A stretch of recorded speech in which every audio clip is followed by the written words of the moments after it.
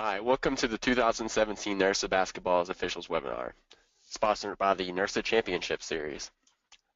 Today we're going to run through some welcome introductions of our two presenters on the call right now. We'll talk about the regional tournament sites, general information, so what to plan for, the attire and equipment that you're expected to bring, and the interactions and expectations of a regional and national basketball tournament, and also some good rules to know. So introductions, as we talked about, my name is Jeff Loxton. I'm the program coordinator of club sports here at the University of Cincinnati, and I'll let Chad, my colleague, introduce himself as well. My name is Chad Schultz, and I am the Assistant Director of Instructional Programs and Staff Development at the University of Wisconsin-Madison.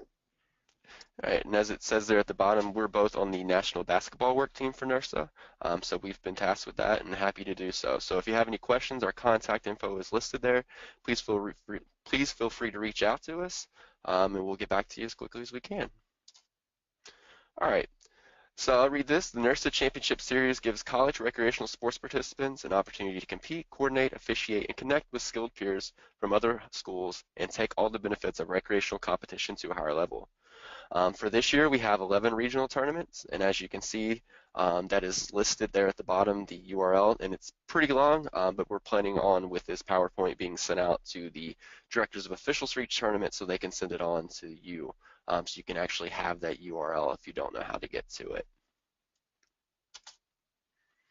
All right, so we'll run through some of the tournaments that we have. So starting this year, we have Boston University, and as you can see, Scott Nellette will be your contact there. University of Illinois at Urbana-Champaign is also February 10th through the 12th. Then we move into February 17th through the 19th with the University of Maryland and Western Michigan University. And for our regionals on March 3rd through the 5th, we have Georgia Tech, the University of Nebraska-Lincoln, UCLA, and the University of Houston. And then following, last but not least, is March 10th through the 12th, the University of Oregon, the University of Florida, and then March 17th through the 19th, the University of Massachusetts Amherst. And like I said, all of the contact info listed there are the tournament directors. So if you have any questions specifically about those tournaments, please feel free to reach out to them. All right, so what to plan for? So if this is your first time ever attending a regional, we welcome you to that, and we hope you have a great time, but we want to kind of give you some background knowledge about what to expect. So attitude and effort. From the communication standpoint, you're probably going to be getting a fair amount of emails from the officials director for your respective tournament or the national tournament. We want you to respond quickly and professionally to those, and the host as well. They need to know that you are coming. This is a big event for their campuses. They need to know how many hotel rooms, food, things like that. So please always reply to their emails within 24 hours. Interaction standpoint, you should definitely be meeting new people. New people mean new ideas, a way to network, bring stuff back to campus that you may not have known before, and just great ideas in that sense. As it says teams, they're coming from all over the region, so things may be a little bit different on their end and what they do on their campus, so please expect that. That's why we will have a good set of rules to go through, and we will go through those here in a second. There'll be large and small schools, so there'll be schools that you've obviously heard of before and some small ones that you haven't. But don't underestimate those small schools as well. Some of these teams practice and compete all year for these, so please take them seriously. And like I said, not all players are familiar with our tournament format, so work with them, especially in those first couple of games in pool play, to make sure that they're aware of what's going to be going on and what to expect as well. So the Friday officials meeting, all right, be on time. If you have to travel a couple hours, leave a couple hours before that, all right? It's important that you be there on time, so again, they know you're showing up, they know where you're at, and they know you're safe. Also, just from a standpoint, you don't want to be late and cause everyone else to fall behind. Bring note-taking materials. Always stay engaged, right? Bring all your officiating gear with you. Your tournament or your officials coordinator for your tournament will let you know what you need specifically on Friday. If they don't tell you what to bring to the meeting on Friday, bring all your officiating gear, okay? Typically, we do on-court sessions and things like that, so always be prepared. Dress professionally for the actual meeting. So when you're going into the room to start, make sure you have your polo shirt to represent your school, and dress or khaki pants or shorts if you're in a warm region. Just make sure you look good. Be clean shaved and groomed appropriately, all right, and remove fingernail polish. So as far as attire, which you can expect to bring with you to officiate, you need black basketball officiating pants, black and white stripes, V-neck. You should bring two of those. Black undershirt and socks. Bring two pairs of each of those as well. Bring two whistles if you can, and a lanyard or smitty, and black shoes. It's important to note that if you don't have these things personally, because not everyone does, high school basketball or college basketball outside of their campus, that you talk to your supervisor about getting those things before you come to the regional. They should be able to help you. If they're not able to help you, please reach out to your officials coordinator at your respective regional to see if they can offer any assistance as well. So I'll turn it on over to Chad and let him talk to you about the expectations. So the expectations for the different tournaments, we want you to remember that this is a development opportunity. There's going to be a lot of interactions with evaluators with different experiences and opinions on officiating, and it's important for you to listen and learn. Do your best to hear what the evaluator is giving you, and if you're having a tough time understanding, feel free to ask that evaluator for a clarification. Either do it in a private setting or when you're not rushed to start the second half or trying to get to the next game. Your institution is investing a lot of time and resources into you, so it's imperative that you take what you learn and give back to the officiating staffs on your campus. There's a chance that you'll also get conflicting feedback from evaluators throughout the weekend. Please keep in mind that we do come from different state associations and different levels of basketball, and to properly address those inconsistencies, bring it up to the director of officials in private so that the situation can be addressed with the whole group when the time is appropriate to do so. As evaluators, we work hard to deliver a consistent message, but it does happen on occasion where we do get things mixed up. Handle the situation professionally and we can all move forward together. When interacting with fellow officials, please keep in mind that everyone has different abilities and experiences. Being a good crew member is an expectation of working a tournament. It is important to get to know who you are working with and at the basic level that we get their first name correct. It is also important to remain professional at all times and know your schedule and arrive to your assigned court early. Many tournaments utilize a volunteer staff at the table. It is important to arrive early and make sure that the book or score sheets are set and everyone is ready to play. By doing this, it will help to ensure that the games run on schedule and everyone is able to enjoy their tournament experience. And I also feel that this one goes without saying, but when interacting with participants and coaches, do your best to remain professional. For some of you, it may be your first time dealing with coaches. Your director of officials will address how to interact with participants and coaches at your clinics, but do your best to answer questions when situations permit.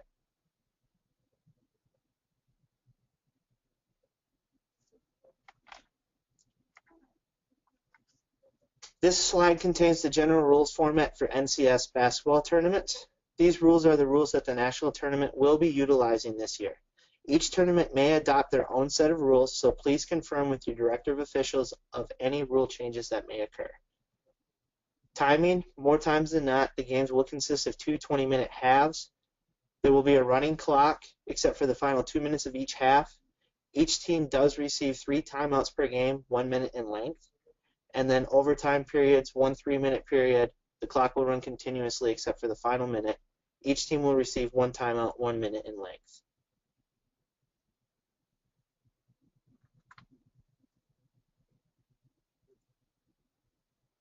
Rules basics. To talk about the 2017 updates, I would refer to your NFHS rulebooks, but there's not a lot of big editorial changes this year, but the points of emphasis I do want to go over with you, acknowledging and granting timeout criteria, technical fouls, replacing a disqualified or injured player, protecting the free thrower, and post play are the 5 points of emphasis that the NFHS Rules Committee really wanted to hone in on this year.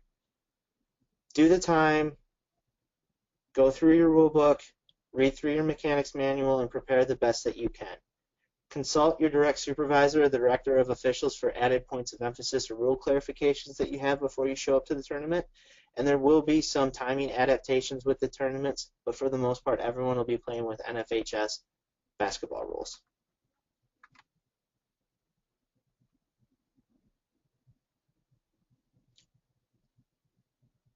The following Okay, slides will have basic principles that we wanted to cover to make sure that everyone that attends a regional has these basic concepts down before the tournaments begin. As far as guarding is concerned, every player is entitled to a spot on the floor, provided that they get there first. That means both the offense and the defense have rights to spots on the floor. To obtain legal guarding position, or LGP, both feet must be on the floor and the torso must be facing their opponent, and that's to establish legal guarding position. Without these two criteria, the defense has not attained legal guarding position. To maintain legal guarding position after it has been established, the defender may or may not do the list of things presented on this slide. Please read through these on your own, and if you have any questions in regard to this concept, please address those with your director of officials.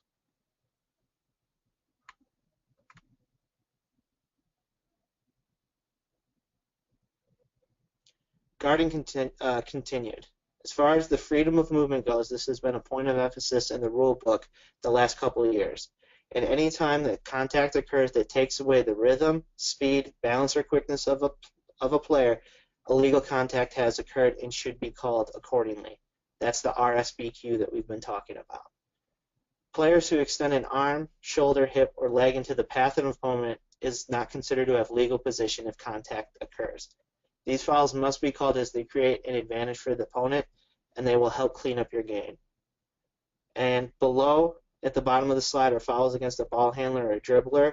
Those are automatics that we want to call early and often in basketball games. If we place two hands on the player, that is the ball handler or the dribbler, that is a foul. An extended arm bar, placing and keeping a hand on the player, and then the hot stove, contacting the player more than once with the same hand or alternating hands. Those are all good fouls for us to get in the game. Block charge plays are plays where we can discuss and debate until we all turn blue in the face. It is important for us to remember that these definitions that are listed on the slide and do our best to break down these plays to their most simplest form in order for us to correctly call them.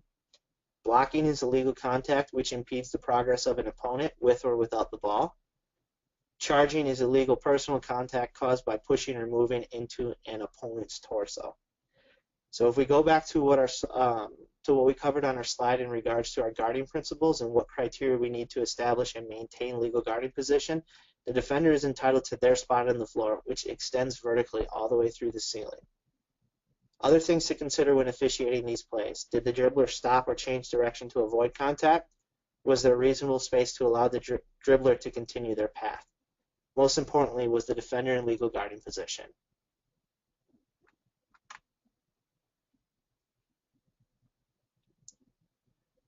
Screens have been moving in and out of the points of emphasis the last couple of years, and we felt that with contact plays like screens, talking about them in this review will help start the conversation about screening and its effect on the game when a team or individual is breaking the rules of the game to gain an advantage. Screens are a legal action by a player who, without causing contact, delays or prevents an opponent from reaching a desired position on the floor. When establishing a legal screening position, a player may face any direction. Time and distance are relevant, especially when the person being screened does not see the screen coming. The screener must remain stationary, except when both players are moving in the same path and direction. Screeners may not set a screen closer than a normal step from an opponent when outside the opponent's visual field. A screener may not create or initiate contact with an opponent when screening a stationary opponent from the front or the side. Traveling is one of the most scrutinized but toughest calls that we have to make as officials. With the athleticism of players increasing, it has made this part of the game difficult for us to officiate at times. If we break it down to its most fundamental levels, traveling is moving a foot or feet in any direction in excess of prescribed limits while holding the ball. To help yourself to properly officiate and enforce this rule, knowing the ball handler's pivot foot is a start. Once the pivot foot is lifted, the ball handler can only do two things before that foot can legally return to the floor: pass or shoot the basketball. If a player goes to the floor, they may slide to gain possession, but if they roll onto a side or attempt to stand with the ball, they will have violated the rule and it should be called a traveling violation.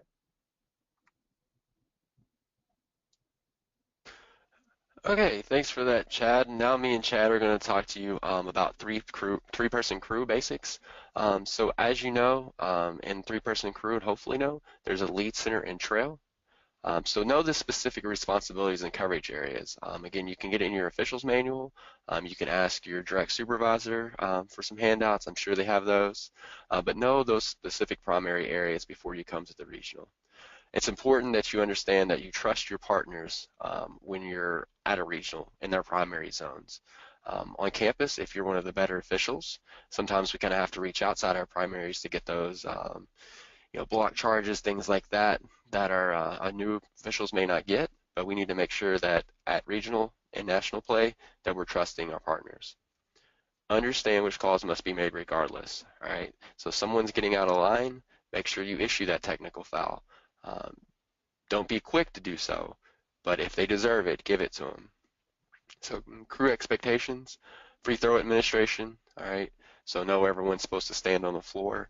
I know, especially here in my state of Ohio, we actually rotate opposite table now, and I know some states have done that, but not all states. So definitely talk about that in pregame, all right? Mechanics and signals, that's also something you should pregame. Again, it could be a regional thing, a state thing where someone has a different mechanic or signal than you do. Dead ball switches, as we just talked about, if you're going to long switch or not. Typically, at most tournaments, your director of officials will tell you not to long switch, and that's for a purpose of keeping eyes on the players at all times. And then your rotations. So when the ball settles on one side of the court, if you want to count, that's stuff that you need to talk to your partners about before each game to make sure that everyone's on the same page.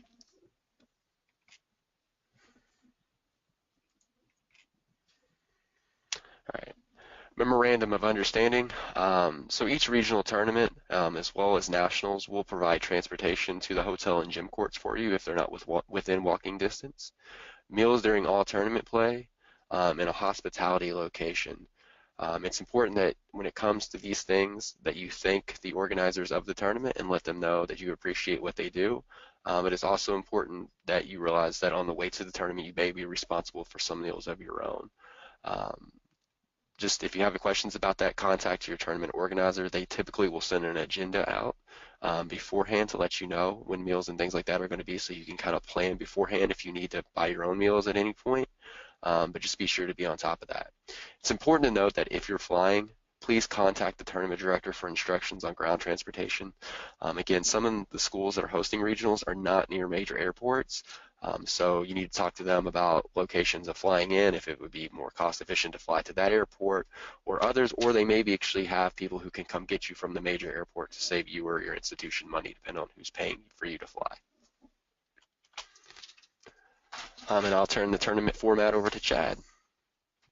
So the tournament structure does vary from tournament to tournament. But generally, it's pool play followed by a single elimination tournament. Teams should receive at least 2 contests per regional tournament. And then as far as the tournament structure is, only male and female divisions are required. Each regional tournament may choose to host club divisions as well as unified divisions. So each site will provide rules and adaptations for unified divisions, and your director of officials will get you educated on those rule changes.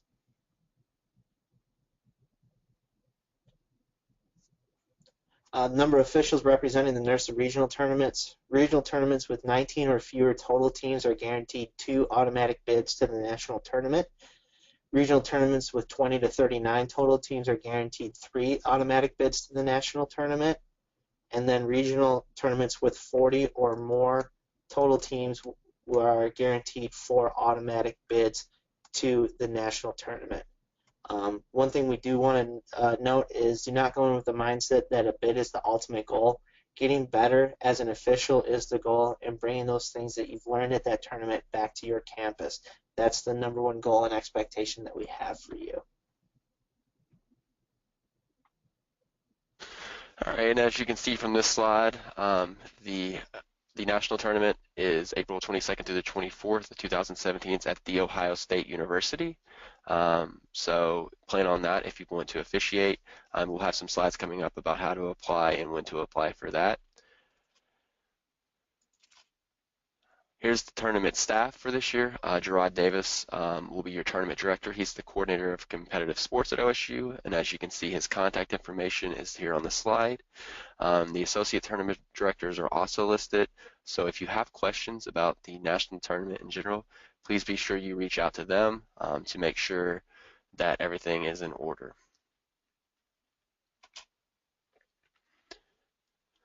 The next slide is our national director and our assistant directors of officials. And as you can see from the slide, we have John Washoe from DePaul, Ashley Lax from University of Wisconsin-Madison, and Shane Land, who's from Central Florida University. So these are the folks that you can expect to see at nationals, giving you some instruction and feedback if you attend the national tournament this year. And again, if you have questions beforehand, feel free to reach out to them. I know each and every one of them is here to help in any way they can to get you prepared for the national tournament. All right, so the Nationals officials selection process, the at-large bids, the applications are live now. They will be sent out to you at your specific regional, the Google document they're using for that, but they close on Sunday, March 19th, all right? So apply early if you're going to attend a regional after the close date, all right? So if you got something that's a little later and you're getting up to the point, so one of those last regionals that you're actually going to, be sure you go ahead and apply early. That will help the selection committee go ahead and see your name and your qualifications. And then selection will be made on the following criteria: it's officiating experience, regional representation, rankings at the NERSA regional tournaments, and video review, all right? So make sure that everything's in order and that you fill those sections completely out so they can have as much information about you as possible.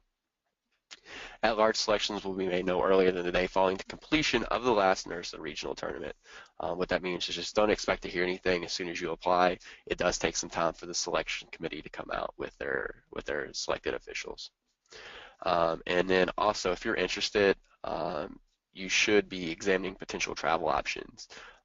For some of you, that means flying all the way across the country, so start looking at flights now. Definitely don't buy anything until you've been accepted, but be sure to start examining that and have those conversations with the director, your IM director, your direct supervisor, things like that on your campuses now. So that's something that they know that you're interested in going, and see if there's any help or whatever you need to do from your campus end as well. All right, and that brings us to our last slide, short but sweet. Good luck. Me and Chad and the entire work team are here to help. So if you have questions, reach out to us. And we definitely wish you luck as you attend the regional tournaments. Like I said, as a former student official, I had a great time, and I think you can learn a lot from them. So we appreciate it.